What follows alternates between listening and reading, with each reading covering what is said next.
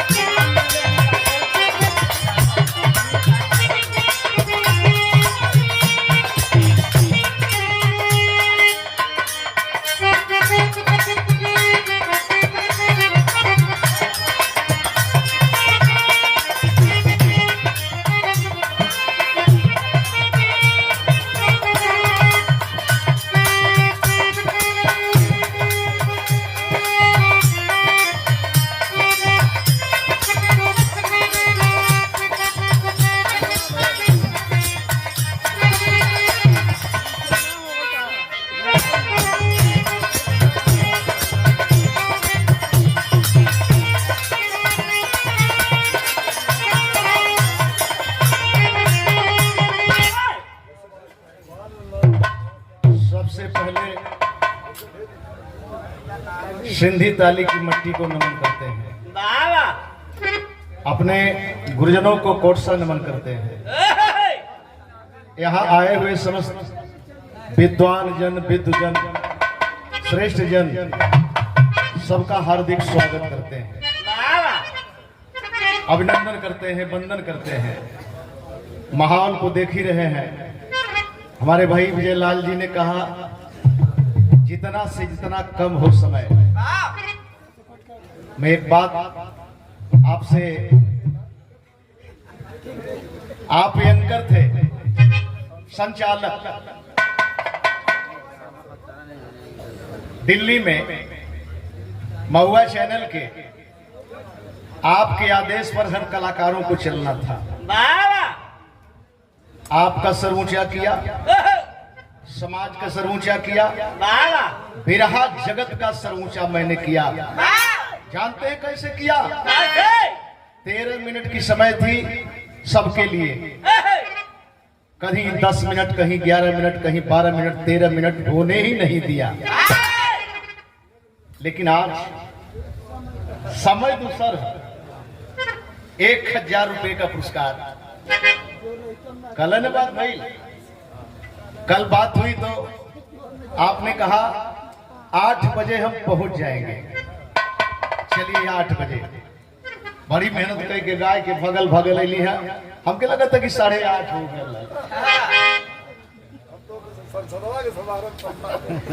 सांसद छोटे भाई दिनेश लाल यादव एम निरहुआ, बड़ा प्यार है छाती में। एक बात बता दें आपसे, आदमी जब आगे बढ़ जाता है तो बहुत से लोग ऐसे हैं जो पीछे मुड़ करके नहीं देखते हैं। लेकिन हमारे छोटे भाई ने पहचान बता दिया, दिखा दिया कि नंदलाल भैया जो हम तब थे वो हम आज हैं, और समय पाने के बाद ऐसे ही रहेंगे। तो एक छोटा सा बिरहा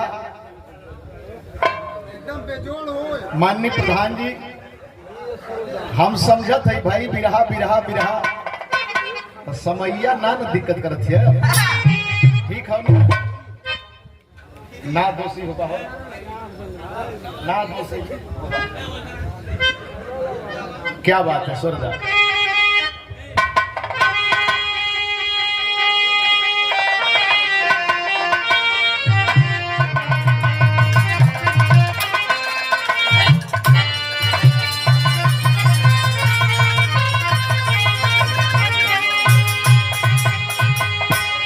गुरु गोविंद दो खड़े ताके लागो पाए, बलिहारी गुरु अपनो गोविंदियो बताए।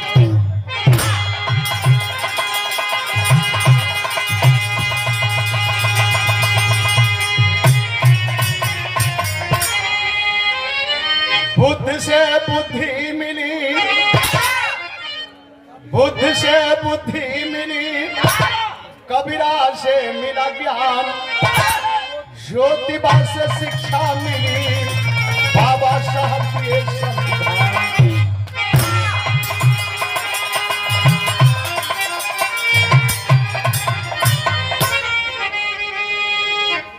यहीं से बिरहा के भाव में आ जाए, भूमिका के भाव में आ जाए।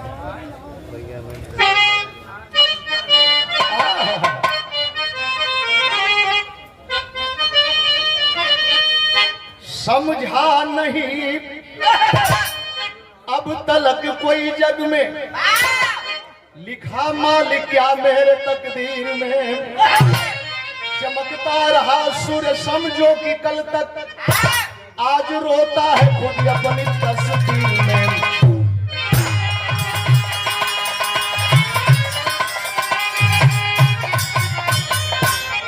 गम में बदल जाती खुशियां सभी, अर्श से फर्श पर आ गए रोते रोते, राम निवास यादव कलम रो रही है, ये क्या हो गया यार ये होते होते।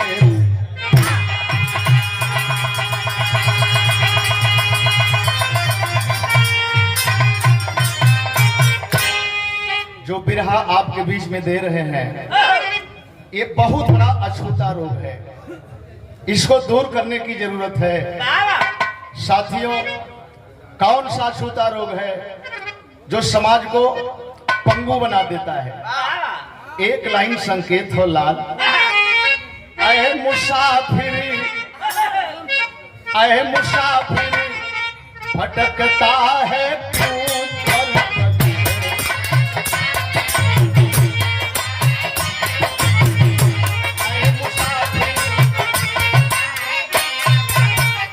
दोनों हाल कर रहे वर मदीने में,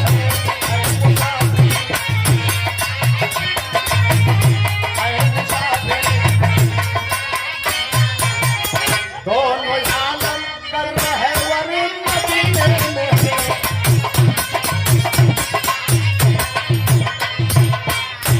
बड़ी अनमोल लाइन कवि जी अपने कलम से लिखने का काम किए। एक ही डाल, एक ही डाल में दो सुमन,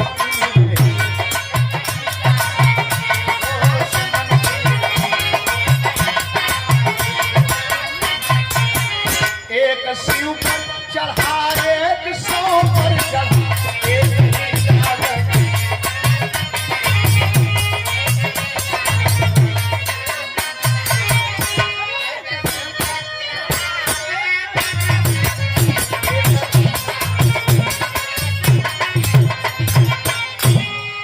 एक ही साथ, एक ही साथ दोनों तरह से,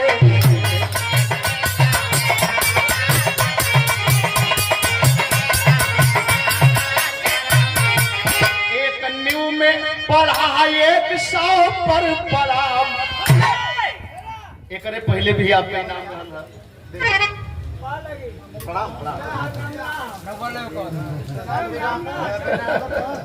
ये 50 रुपया पुरस्कार और ये 200 रुपया पुरस्कार सने बरहा परम माधुरी माननीय आप श्रीमान रमधारी बाबू,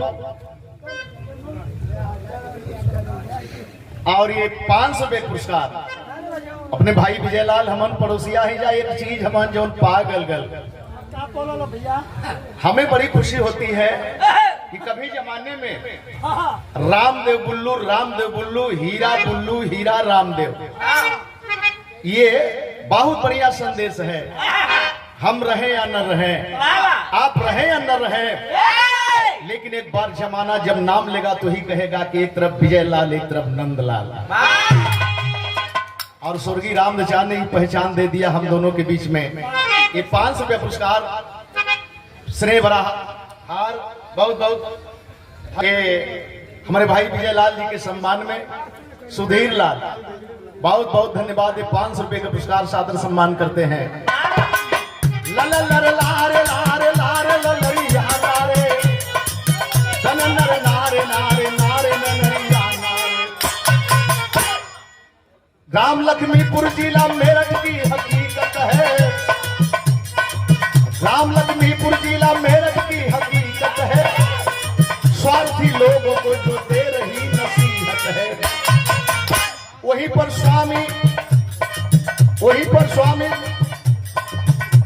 शांति स्वामी नाथ का परिवार रहा। एक बेटी माया से घर जाकर गुलजार रहा। जरा सा गौर करेंगे भैया, होता क्या है, छोटा सा परिवार सुखी परिवार, लेकिन बेटी केहू के सर का बोझ हो जाली हो। चाहे नंदलाल की बिटिया होखे, चाहे आपको बिटिया होखे, बड़ा वजन हो जाला। बेटी बदे बर खोजे, घर खोजे। आय के दुल्हन से बताओ तो शांति से बहुत नेक परिवार मिलल हो। शांति तोहरे बिटिया के कोने में हो करके बिचारी सुन रही है, खोली न समाई। लेकिन मेरे बाबूजी कार्ड छपा के बटा था 10 दिन सदिया रह गई। अब तबले उधर से संदेश आया, 1 लाख रुपया की व्यवस्था जल्द कर दो, प्रेजेंट में कर दो, अभी अभी कर दो और पहुंचा दो, वरना बारात नहीं जाएगी। आप अपने दिल पर हाथ रखें, जेकरे सामने ई गुजरी कैसे जिंदा रही हो। आय हाय हाय है दुल्हन अपने पति के सामने जब इस बात को सुनी तो बिलख रही है। संकेत लगल तर्ज के, अरे अरे सोनवा कर जिनी फोनवा,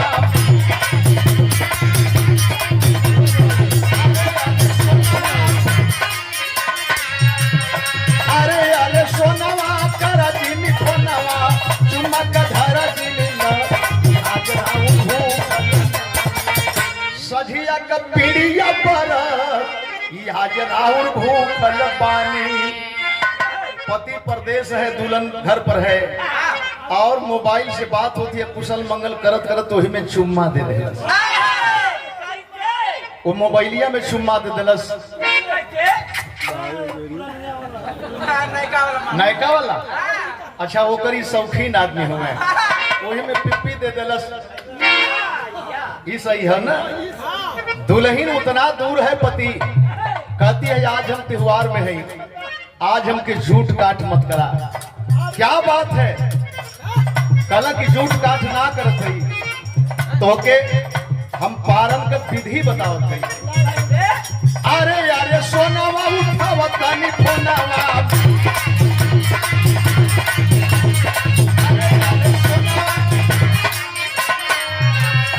अरे यारे सोनावा उठावत तानी फोनावा, चुम्मा का धरलू कोइला ई हाजराउर भूखल, कन्ना खा के पीली हर रस ई आज जगी भूखल पानी। बढ़िया फल हो, कच्चो ठीक लगी, पका के भी ठीक लगी। यहाँ की बात यहाँ छोड़ा है। पति चरपाई पर बैठा है, पत्नी बगल में है। कहले गुजरिया धई के पयरिया,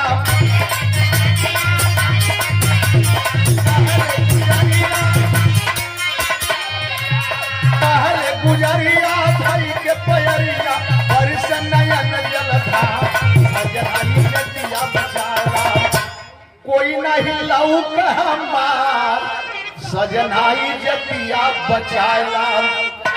रो रही है, बिलख रही है स्वामी।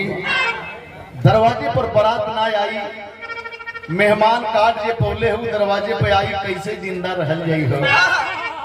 व्यवस्था करा, बेटी की शादी अनिवार्य है। अपने इलाके में धनाढ्य व्यक्तियों के पास जाता है, लेकिन समय बलवान होले। पॉकेट में पैसा है तो 2-4 जानी चाय पिया वाला, पानी पिया वाला मिल जाई है। आज जहिया पॉकेट में पैसा ना कि जयरमनी तक ना ठोकर। आया है, इधर गया उधर गया, उस धनाढ्य व्यक्तियों के पास गया, लेकिन जहां जाता है वहां लोग इनकार कर देते हैं। निराशा लेकर के वापस आ रहा था, बीच रास्ते में एक्सीडेंट हो गया। दौड़े लोग स्वामीनाथ को उठा करके दरवाजे पर लाए, और जब स्वामीनाथ को उठा करके दरवाजे पर लाए, कभू अखिया मुनाए जा और कब हो अखिया खुले ताके। क्या बात है, बारिश नया नवा सपनवा टूटल चाहे, कहे शांति अखिया की होला हो सजना। स्वामीनाथ समझाव प्यारी धीर धारा मनवा में, अरे विधाना के हाथे होला जीवन या मरना। स्वामीनाथ गया खुलल कल दुल्हीन लगत है कि ना बचा, लेकिन एक बात सुना, एक बकहनवा मंगनवा तो हरासी, अरे टूट मत दिहा बेटी माया कैसा पना। घरवा दुआर पे चिहा अंगूठी हमारे पे चिहा, दे दिहा गरीबिया में जवन बामन। सांस टूट गई मेरे दोस्त। ये संकेत करें 2-4 बीसा खेत है, घर द्वार है, एक थान गहना गिटो सब बेच दिया, लेकिन बरात द्वारे बोला के बेटी की विदाई करवा दिया। शांति, अगर बेटी की विदाई हो जाएगी तो मेरी आत्मा को शांति मिल जाएगी। ये 1000 रुपए का पुरस्कार अपने भाई विजयलाल जी के कुमलकर से हार्दिक स्वागत करते हैं। और माननीय सुरेंद्र सिंह बाबू आपका भी सादर सम्मान करते हैं। बैठक वालों जगह आए हैं, खबर जाती है जहां से बाराती आने वाली थी, आए तो जरूर मेहमान, लेकिन बाहर जमाना मैंने कहा छूता रोग है। आए लोग और कहे कि शादी नहीं होगी, ये लड़की एक कुलक्षण है। शादी विवाह के बीच में कोई अनहोनी अप्रिय घटना घट जाती है तो केवल बेटिया ही दोषी बनता है। हम बेटहा है, उसके पास भी बेटी होंगी, लेकिन दोष केवल एक तरफ है। शादी तो टूट गई, पति का कफन दफन हुआ, कफन दफन होने के बाद मेरे बाबूजी मतारी शोक में बीमार रह गई। और जब बीमार पड़ गई, आय हाय बिटिया घबरा घबरा करके प्राइवेट डॉक्टरों से दवा कराती है, लेकिन मतारी की बीमारी का पता नहीं चलता है। सदर हॉस्पिटल में ले गई, डॉक्टर साहब चेकअप किए, बोले बेटी तेरी मां बच सकती है, लेकिन 5000 रुपया तत्काल में चाहिए। जे करे पल्ले 5 रुपया का व्यवस्था ना, 5000 तो बहुत बड़ी चीज हो गई।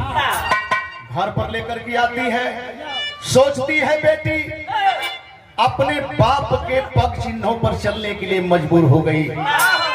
रुपया पैसा कमी होकर तो हमारे बाबू फलाने की है जा, ठिकाने की है जा। आए हाय यही सोच करके बेटी रानी एक धनार्थ व्यक्ति के पास जाती है, एक बात कहती है, संकेत लगल, अरे सननाना रतिया कहाँ रे, सननाना रतिया कहाँ रे, ढोले ला पवनवा हो।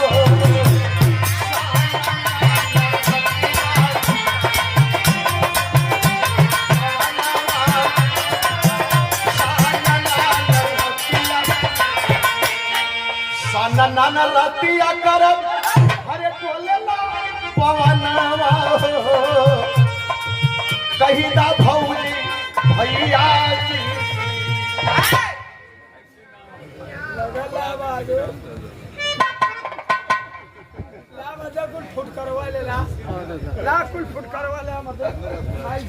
राजेंद्र यादव उर्फ मुलायम सिंह यादव, बड़ा अनमोल नाम है भैया कमरे।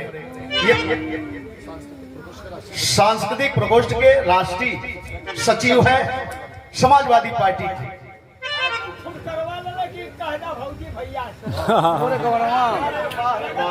क्या बात है, क्या बात है, देखा तू ये हौसला देखा।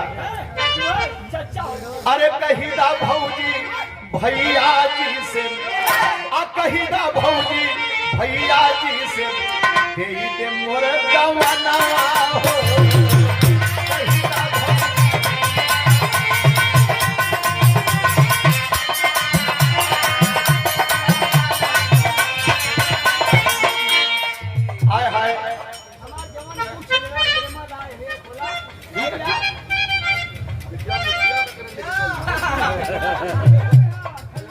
ये 500 रुपये पुरस्कार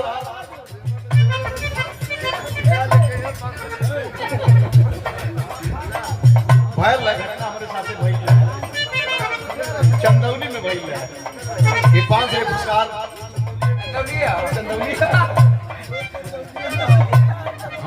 हरदासपुर में भाई है, रामपुर। हाँ, ये 500 रुपये पुरस्कार और बड़ा उत्साह के साथ ये 500 रुपये पुरस्कार आप राजेंद्र यादव और मुलायम सिंह यादव 200 रुपये का पुरस्कार सम्मान में देखें। बोल रही है भैया, बोल रही है। 500 रुपये का पुरस्कार भाई विजय लाल के कोमलगर से। और एक बार हम चाहेंगे कि भाई विजय लाल के सम्मान में जोरदार ताली बज जाए। माननीय प्यारे लाल कवि जी भी आए हैं, पता नहीं कहां सोए हैं, उनका हम सादर सम्मान करते हैं। लेकिन होता क्या है, अरे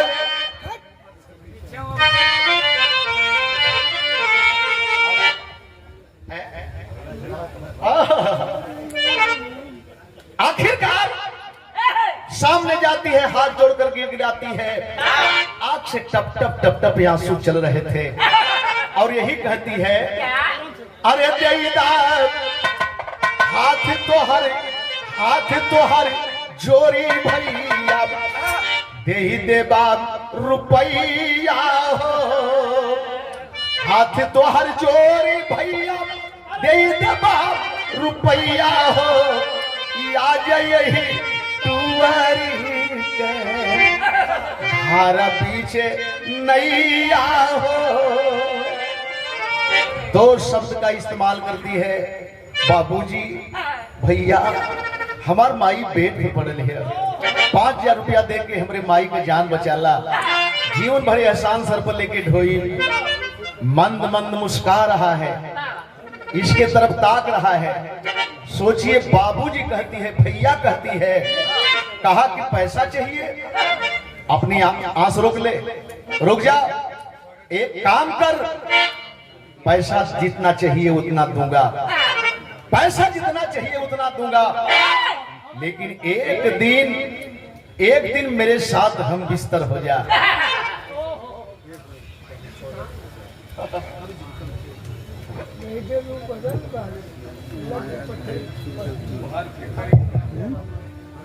एक बार कवि जी का सम्मान करने जा रहे हैं, जोरदार ताली बजाकर स्वागत करें।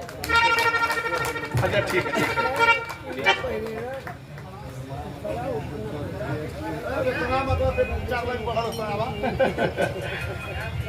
होता क्या है, भेड़िया भूखायल जैसे मेरी खजवनिया दे देव रुपया हमर मानी जब बचनिया।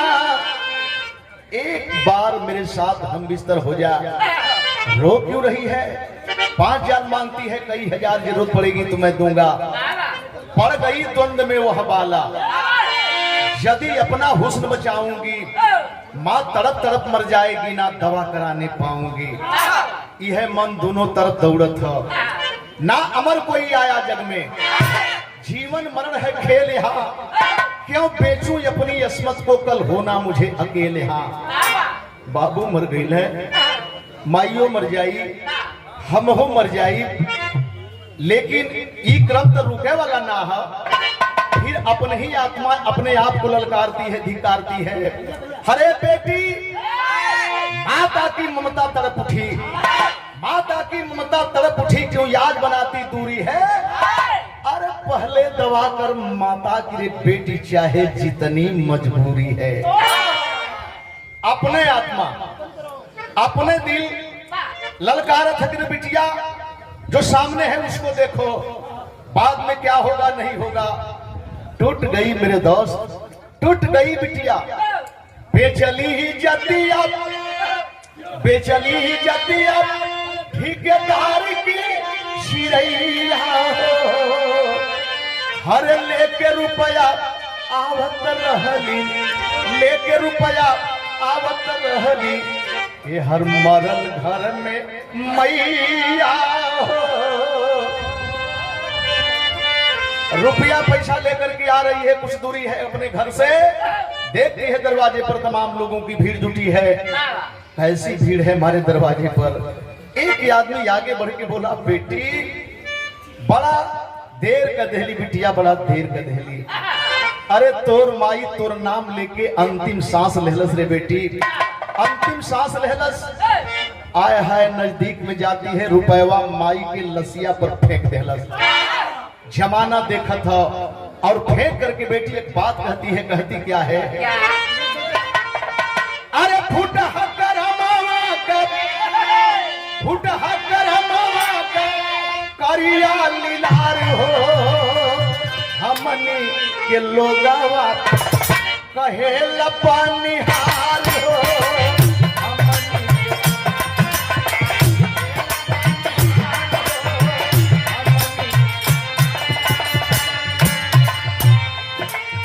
रोवे माया बेटी देखबा, रोवे माया बेटी देखबा, आंसुआ के गार हो, कवन चूक भइली हमसे विधना तोहार हो, कवन चूक भइली हमसे। आय हाय हाय हाय बाबू भी गईले, एक के सहारा मतारी रहली हो गई। इतना बड़ा हम दोषी है माली, इतना बड़ा हम दोषी है। अब वहीं से आवत हो माली,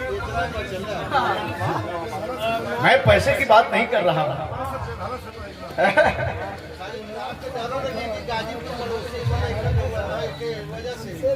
क्या बात है, क्या बात है। तो कौनो एमन अंडस भी सुने के रहल का? क्या बात है, क्या बात है। हमारे गार्जियन विराट के सुंदर कलाकार और ग्राम सभा के प्रधान, और इस प्रोग्राम में अहम भूमिका आपकी रहती है। देखा क्या बहुत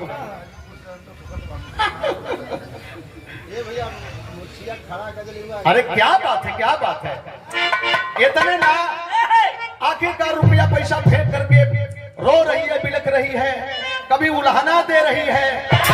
गांवपुर के लोग मिलकर के उसके मतारी का भी कफन दफन कर देते हैं। और कफन दफन कैले के बाद एक दिन बीतल, 2 दिन बीतल, तीसरका दिने दरवाजे पर बैठ करके अकेली बेटी रो रही है।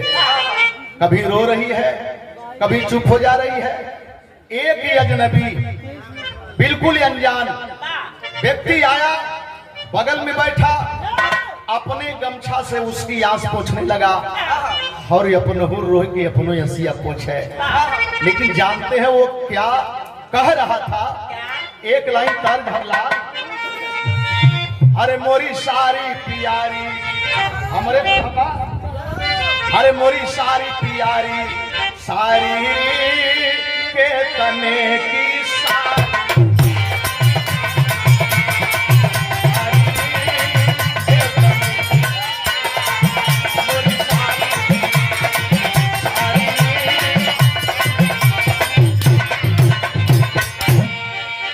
कहा क्या? कैसे तोह के धीरा जवाब, कैसे तोह के धीरा जवाब, भाई ए बेटी तोह के बोलवल बड़की माई।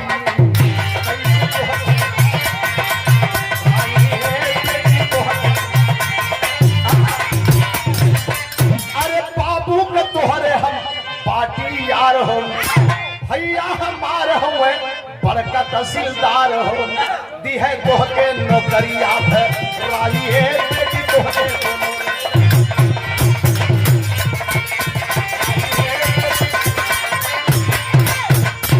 साबस लाल करेंगे। एक अजनबी व्यक्ति आया, बगल में बैठ करके उसकी आंख पोंछा, रो करके बोला, बेटी हम तब विदेश में रहली है, परसों रोज घरे अली, खबर पौली तोहरे बाप से हमार बड़ी पक्की यारी रहल बेटी, हमल लंगोटिया यार रहल गल, एक दूसरे के देखे बिना पानी ना पियल जा। बड़की माई सारा हकीकत बतौली, हम दुआर करे अली तो के देखे अली कि बिटिया हमार कैसे हुई। अच्छा तो रोना धोना बंद कर बेटी, तहसीलदार साहब का माई हमार बड़की माई।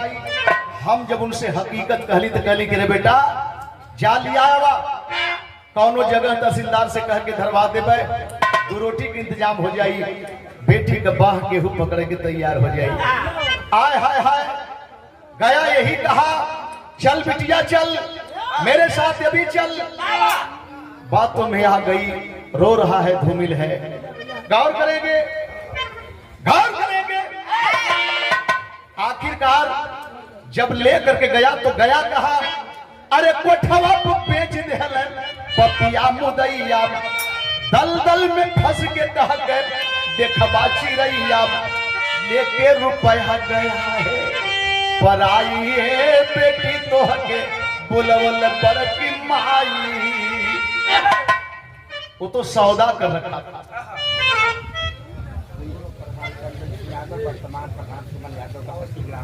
अरे वाह, पूर्व प्रधान चंद्रबली यादव वर्तमान प्रधान सुमन जी के पति ये सिंधी ताली से ये बहुत रुपए का पुरस्कार प्रधान जी का सम्मान करते हैं।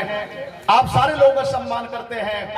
गौर करेंगे कोठे पर दूर से ही दिखाया तहसीलदार साहब कई मकान है बिटिया अंदर लेके गया उस बुढ़िया को बताया कि है हमारी बड़की माई है पैसा ले लिया कुछ देर